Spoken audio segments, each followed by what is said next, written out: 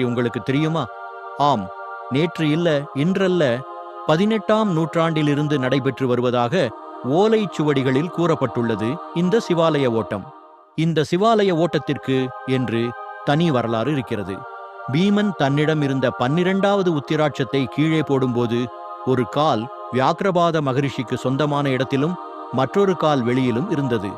இதனால் மகரிஷிக்கும் பீமனுக்கும் இடையே பயங்கர வாக்குவாதம் தொடங்கியது. தன்னுடைய தம்பி என்றும் பாராமல் மகரிஷிக்கு சாதகமாக பீமனுடைய உடலில் பாதி மகரிஷிக்கு சொந்தம் என்று தீர்ப்பு வழங்கினார் தருமர். அதனால் வியாக்கிரவாத மகரிஷிக்கு பயந்து பீமன் ஒரு சிவராத்திரி அன்று தன்னை காத்து கொள்வதற்காக ஓடியதை நினைவு கூறும் வகையிலே இன்றைக்கும் சிவபக்தர்கள் மகா சிவராத்திரி தினத்தன்று 12 சிவாலயங்களுக்கு ஓடி சென்று கோவிந்தா கோபாலா என்று சொல்லிக்கொண்டு வழிபாடு செய்து வருகின்றனர்.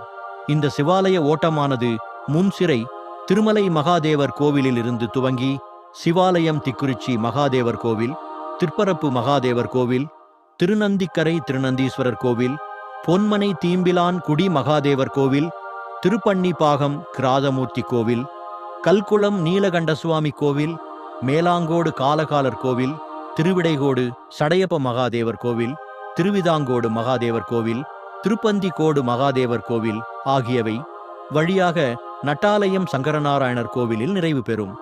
முதல் கோவிலிலிருந்து கடைசி கோவில் வரை உள்ள 102 கிலோமீட்டர் தூரத்தை அனைத்து பக்தர்களும் கோவிந்தா கோபாலா என கூவிக்கொண்டு இந்த தூரத்தை கடக்கின்றனர்.